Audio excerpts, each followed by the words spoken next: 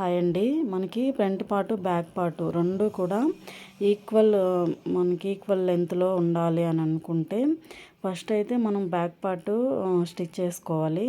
ఆ తర్వాత front part stitch చేసుకొని రెండు ఈక్వల్గా ఉందా లేదని చెక్ చేసుకోవాలండి. అది ఎలాగంటే మనం క్రాస్ బెల్ట్ జాయింట్ చేస్తాం కదా, జాయింట్ చేసుకున్న తర్వాత ఇక్కడ నేను చూపిస్తున్న విధంగా షోల్డర్ దగ్గర నుంచి మనం బ్యాక్ పార్ట్ మీద ఇలా ఫ్రంట్ పార్ట్ పెట్టి చెక్ చేసుకోవాలి.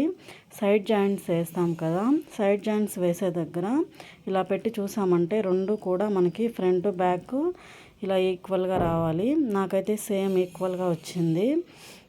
అలాగే మనకి ఫ్రంట్ సైడ్ ఉక్సుల వైపు వేస్తాం కదా, అక్కడ ఇలా ఆది బ్లౌజ్ తీసుకొని మనం చెక్ చేసుకోవాలన్నమాట. క్రాస్ బెల్ట్ దగ్గర నుంచి మెడపట్టి వేస్తాం కదా అక్కడ వరకు మనం చూసుకుంటే నాకైతే ఇక్కడ 1/2 ఇంచ్ ఎక్కువ వచ్చిందండి.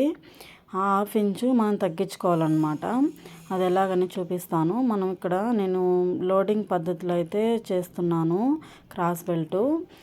అది లోడింగ్ ఇలా వేసుకొని పైన ఒక స్టిచ్ అనేది వేసుకోవాలి. ఇక్కడైతే నాకు 1/2 ఇంచ్ ఎక్కువ వచ్చింది కదా ఉక్సుల వైపు. 1/2 ఇంచు సగం చేస్తే 2 గీతలు వచ్చాయి. ఆ 2 గీతల్ని ఇక్కడ మార్క్ చేసుకోవాలన్నమాట.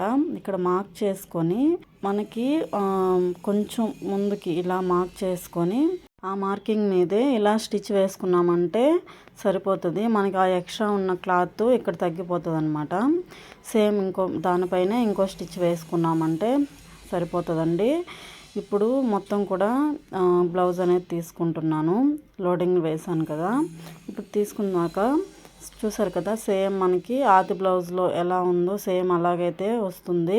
ఫ్రంట్ పార్ట్ బ్యాక్ పార్ట్ రెండు కూడా సమానంగా వస్తాయండి. మనకి జాయింట్ వేయడానికి కూడా చాలా ఈజీగా ఉంటుంది అనమాట. ఫ్రంట్ పార్ట్ బ్యాక్ పార్ట్ ఇలా చెక్ చేసి స్టిచ్ చేస్తే చాలా నీట్గా ఉంటుందండి. Thank you.